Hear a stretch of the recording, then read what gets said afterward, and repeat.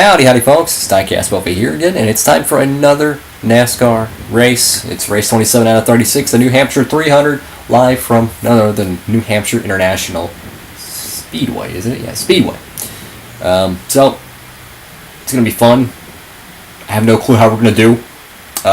We only had one race here this season, as I had to cut some races to be able to make some cool stuff, but so yeah, we're going to be going to New Hampshire. Let's go look at the standings. So we won and had a max points night in Richmond, and look at where we finished. We are actually gained. I think we were 11th in points. We moved up to 9th, but we're still 400 back. Now looking at the championship, my goodness, Sterling Marlin finishes 20th. And he still has a massive points lead. I mean, this guy, you just can't beat him, man. It's freaking crazy. So we have 9 poles, 9 wins this season. Absolutely awesome. Absolutely. Our average finish is getting a little bit better. Absolutely awesome. Our paint scheme. And then we're just going to race the normal colors again. But, oh yeah, the schedule. You know what? I always forget this. So, we got New Hampshire. Then we got the Las Vegas night race. You know, I always love the idea of having 2 races at Las Vegas, so I'm really glad they did it in real life. But man, they got to make the second one a night race. What are they doing? They have lights there. So I decided to make the second race at Las Vegas be a night race, and then we're gonna have the EA Sports 500. That's gonna be fun at Talladega Super Speedway. And then after that, we're going back to Charlotte, North Carolina, for the UAW GM Quality 500. So that's gonna be fun. Let's go trackside. Alright folks, so we have our 10th pole of the season. I did not know how we were going to show up here in New Hampshire, but I guess we have some pretty good qualifying speed, but will we win this race? I have no clue. Let's just go to trackside. I'm ready to go racing. For pre-race ceremonies. Welcome to the New Hampshire International Speedway in Loudon for today's Nascar Winston Cup race, the New Hampshire 300. What can we expect to see today, Barney? They did run a restrictor plate here for a couple of races because of the concern about the accelerators getting stuck open going into these flat corners. They no longer need those plates with the addition of the engine kill switch to all the cars.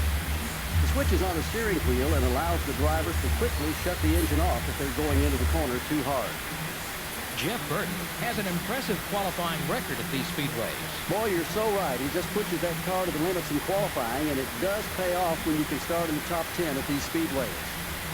Sterling Marlin picked up Rookie of the Year honors in 1983, but it took him over 10 years to find his way to victory lane. But he made it there in impressive fashion. If you have to wait that long to pick up a win, you might as well make it a big one. And Sterling did with a win in the 1994 Daytona 500. Ryan Newman will try to use this race to gain a couple spots in the points. I had a chance to talk to him this morning, and he's looking forward to this race. He feels they have a very strong car that can pick up some more points this week. We'll keep an eye on him.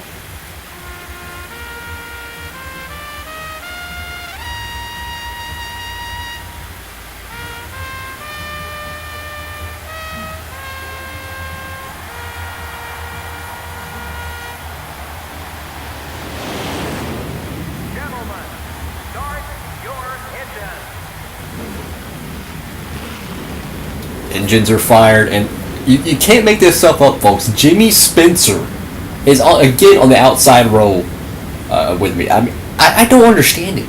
I just don't understand how this guy is just that good at qualifying. It's not because of the driver, I'll tell you that. It's because Ganassi with Sterling Marlin has just been dominant all year long in terms of consistency. We have the wins. I mean, we're the fastest car all year long. It's just we haven't been the consistent. I mean, when we're hot, we're hot. When we're not, we're not. Oh my goodness. We go green flag. It's the New Hampshire 300. Green and green. It's the one and only race here in New Hampshire. But we're trying to go out here and have a good one. That's all we can hope for. Hope we have enough speed in this car. Let's go to get it done again. We need one more win. We can get win number 10 of the season. You got Talladega next week, which I'm stoked about because I know we can win that one. But if we can have a good car here in New Hampshire, I mean, we might be able to come away with a W here. Now I remember being really good at this track on NASCAR 06, whether it was modifieds or Busch cars or even Cup cars. I was really good here. So, but the thing is that our car is it's just really fast at some of these tracks where like you have to stop a lot, we can gain a lot. You see what I'm saying? If it's full throttle, full throttle, we can manage that. It's just those in-between tracks is where we really struggled, where there's a lot of on-throttle time and off-throttle time. It's really technical. I think the road courses we struggled big time at. That was a big missed opportunity, but we capitalized at the restrictor plate tracks. But that's the thing about wildcard racing is you just don't know. That's why people tune in to watch road courses and restrictor plate tracks and short. I mean, I wouldn't consider every short track a restrictor or not restrictor, a wildcard racetrack. Like Richmond, in my opinion, is probably the worst racetrack you can watch in terms of the actual quality of racing. It's just not that good. Bristol night race is absolutely awesome. Martinsville, absolutely awesome. A lot of really good racing, but it's just some of these, races just not that good. It just happens. But Richmond consistently, to me, has not been the best of races to watch. But here we are in New Hampshire. We're leading, and it's only a 30-lap race. But we're about to take lap 5, so we still got a little bit to go. Pit stop should be around, lap 15, 14. They generally pit a lap earlier. Again, we want to make sure we have enough fuel to get it all the way to the end. But we are just pulling away. I mean, look at the track map. I mean, we're just pulling away from second place, which is great. We're just adding to our lap sled. Just adding to it. We will walk away, I think, at the end of the season with laps championship. We will get the manufacturer's championship, and obviously we would get the team championship, owner's championship. We'll get that one because Roush just won like 11 races this season, and Mark Martin's super consistent. So I mean, we've accumulated a crap load, so we would get the owner's championship as well. As far as the actual driver's championship, we don't have anybody in the hunt really. We don't have a bullet in the chamber. I think Mark Martin's actually, no, he's in it, but he hasn't, shown that he can go out there and win these races like he needs to. He's really consistent, but it's just he's not winning the races. But it's going to be crazy how a guy who can possibly have 10 wins is not even going to be in the top 5 in points. It's just that crazy. Anything's possible in stock car racing. I really should have made this track 2 on the schedule like normally. I should have put 2 races here because we are just that good here. I mean, look how fast we are. I mean, it looks like we're slow, but I mean, look at the gap. I mean, we are just running away. It's literally Richmond all over again. I guess we just, excel at these really flat racetracks. But in terms of the upcoming schedule, so we got Talladega. That's going to be fun. The next race, oh man, I don't even remember the next race. I really don't. I know, we have Las Vegas, so it's Talladega, which I think we'll have a good one there. I hope so. And then we got Las Vegas, which is going to be, was one of the toughest racetracks I have ever had to build a setup for. I could not figure out that racetrack to save my life. I tried every single thing in the book trying to fix that racetrack. I couldn't, so we're just going to go with a completely new setup when we head back there in a few weeks. And then we got, what is it? Yeah, we have Charlotte. So we got Talladega, then we have back-to-back 1.5 mile races. We got someone with an engine expired. I have to make sure we don't run into them. Who is it? It looks like Kevin Harvick. Yep, it is Kevin Harvick. He had the engine expire here in New Hampshire. I believe this is where he got one of his wins in that 29 car in 2002, I think. I don't know if it was 2002 or not. I just remember something about him winning at New Hampshire. And, like, in one of the little challenge deals on this game, there was something about, like, you have to win the race and you have to do a burnout, and I think it was at New Hampshire. I'm not sure on that. Don't quote me. Lap 11 out of 30. Season winding down. Winter is approaching. Homestead getting ever so closer. We're just trying to go out here and just try to have a good season in, We're back in the top 10 in points, but I don't want to be 10th. I want to be first. But It's not going to happen. But I'm really am looking forward to Las Vegas, and I'm looking forward to you know, Lowe's, because I think we can really capitalize on those races. I feel like we had a huge missed opportunity. So I am really I'm ready to capitalize, you know, capitalize on those races and try to improve how we were earlier in the season. I mean, if we could have been top 15 on all the 1.5 miles, I think we'd be probably top 7, 8. No, we'd be top 5 or 6 in points, because we had some bad ones. We had 2 DNFs essentially at the 600 and at Las Vegas. Texas, we tried everything we could. We just could not get the car as fast as we wanted. But I feel confident that we can actually do something with this team. You know, that we can actually get some more wins. I want win number 10, and it looks like today might be our day. And then we got Talladega next week, which anything can happen there. So we got a lot of cool things coming. Just hope we can get a good win.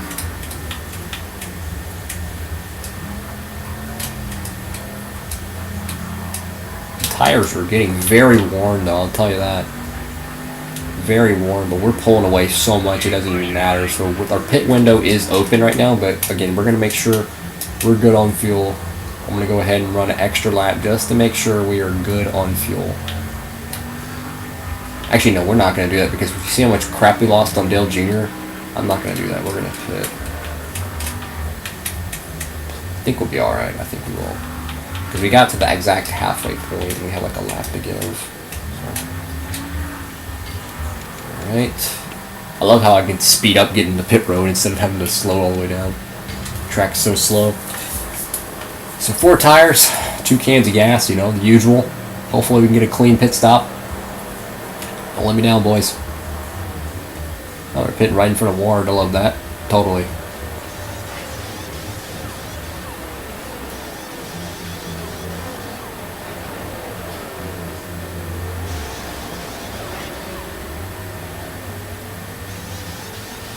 And 15.6.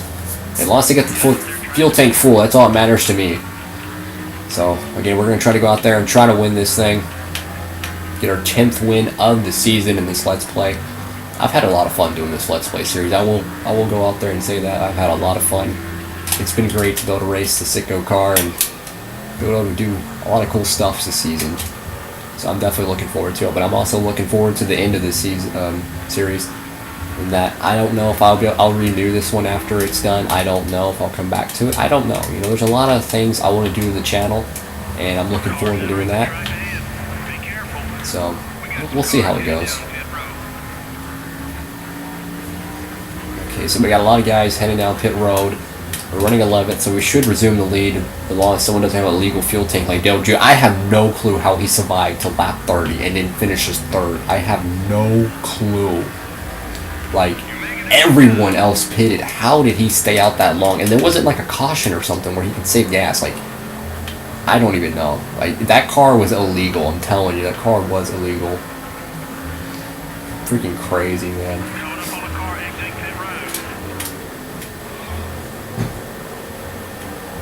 Alright. Back up in the top 10 now. Past a few guys on pit road. Let's see who's in the lead. It's Dale Jr., imagine that. He better not have another illegal fuel cell again, because that was ridiculous. Running 10 extra laps and then pitting. I mean, like, my God.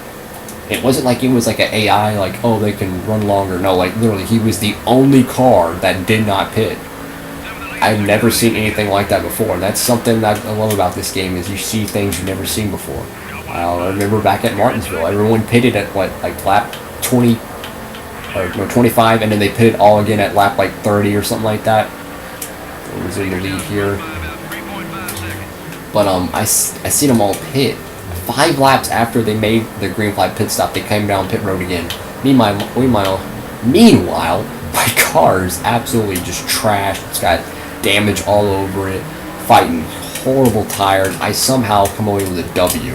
Oh my goodness, Kyle Petty just tried to kill Casey Payne there. It seemed. It's probably because we run him all the way down to the bottom. He just somehow had more speed, but we got to get through lap traffic. That's going to be something that We kind of have to fight. Oh, made contact, and there goes our clean race car, but it's okay. You know, winning pays the bills. Winning, you know, cures everything. So again, we're lapping Casey Kane. Just like last week at Richmond. Oh my goodness, we had a little too much brake there. Okay, Kane. Okay, Kane. Jesus Christ. I'm racing to be on the lead lap. I understand, you know, it's a tough spot to be in. You got a lot of sponsors and stuff. But oh my God, get out of my way, Kane. Thank you.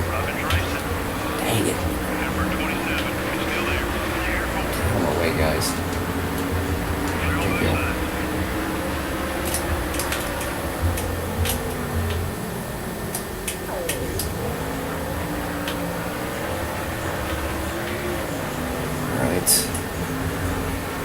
Lap 23 out of 30, so the race is winding down. We're getting ever so closer to the finish of this one. But yeah, it's been an exciting season. I really do think so. I mean, we still got a lot of races left and behind the wheel of this number 99 Ford Taurus. But reminiscing though, we've had a lot of cool moments. You know, from Martinsville to the Daytona 500, helping Kurt Busch get that W over Mark Martin. You know. Dang, he was so close, and we pushed Kurt Busch. And then, what was crazy is the same exact thing happened in the Pepsi 400 at Daytona. Like, legit, the same thing. So, at the Daytona 500, Kurt Busch was second, and I was third. I knew that Kurt Busch was not going to push me to the end, so I stayed behind him, and we ran down Mark Martin with like 5 laps to go, right? And then, in the Pepsi 400, the July, you know, Daytona race, Rusty Wallace has like 5 to go, and he's got I'd probably say maybe a 30-car gap in second place. And here comes me, I'm in second, and then I got Ricky Rudd, and somehow the AI stuck behind me, and just for once they were actually pushing my car. Like they were actually making me go a whole lot faster than I would single file. Like they were actually staying consistent to my bumper. Well, anyways, we're just sitting there running, and somehow, someway, the white flag's in there. I'm like, man, I'm not gonna catch them. I think it was like down the back straightaway or something. We caught Ricky Rudd's car, or not Ricky, Rusty Wallace's car, and we just skyrocketed around him. We passed Rusty Wallace, and we stole the win. It was crazy, and Ricky Rudd helped me get that win. It was so crazy. If you haven't watched that episode, go check it out. It's Pepsi 4. I think it's like episode 19 of the series up, but it's absolutely amazing.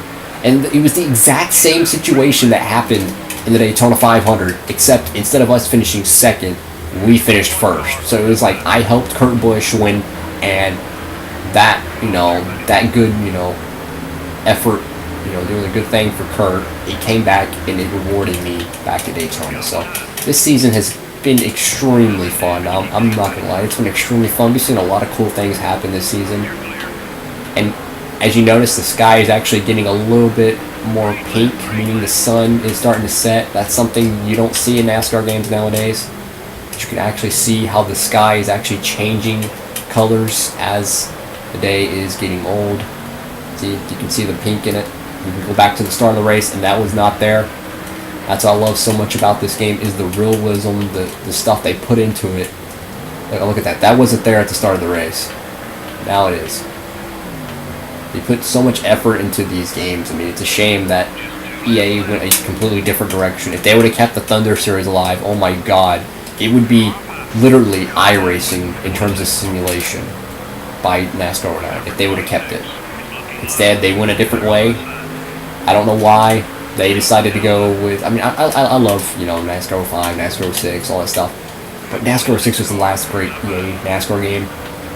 And after that, it just went downhill. Like, they basically, like, they took career mode and they just chopped it up. They made it where you have to have 3-digit numbers instead of 2-digit numbers. It was just so stupid. And the career mode just got faker and faker and faker, and just, I did not like it. And the drivers, they got less and less paint schemes. It was like they were just making the game cheaper and cheaper every year. And it really, really was disappointing. But this is back when NASCAR was on top, and we're going to be on top today. Jeff Burton's going to win the New Hampshire 300. Absolutely awesome. I did not expect us to have a good run today, but sure enough, We just won, and we won by. It didn't even say. We didn't even get to do a burnout. Well, darn, that's a shame. Man, absolutely awesome. So we are going to victory lane. 10th win of the season, back-to-back for the Sitco team. We won last Saturday night at Richmond. And now we have opportunity for 3 in a row, going to Talladega, which I know we can win. Winning here at New Hampshire. Man, winning does not get old. Absolutely awesome job by everyone on the Sitco team. Roush Racing. Super fast car today. Winning yet again. I mean, one thing I can look ahead to is that we have 9 wins over Sterling Marlin. So that is absolutely awesome. Absolutely. Absolutely awesome job by everyone on the team. We won by 11 seconds over Dale Jarrett, and let's see how many laps we led. We led 26 laps, so once again, a max points day for everyone on the Sitco team. Let's see where Marlin just outside the top 10. So, Mark Martin and Dale Jarrett, Rusty Wallace, and Ricky Rudd has really came into, like, after Daytona, he's became one of the most consistent guys this season. He's been doing really well, so awesome job, everyone. Got another win, race win number 10 of the season. I think we have more than double than anyone else this season. So, absolutely awesome. Kind of curious to see how the rest of the standings would shake out if we did not win 10 races this year. Kind of see who would have victories and who wouldn't. But, thank you all so much for watching the video. If you liked the video, please leave a like below. If you want to see more content from Diecast Buffet, please subscribe. We need all the subscribers we can get. We're a smaller growing YouTube channel. Go check me out on Instagram at Diecast Buffet. Post a lot of cool NASCAR diecast stuff. Thank you all so much for watching. Hope you have a great one. And Diecast Buffet, signing off.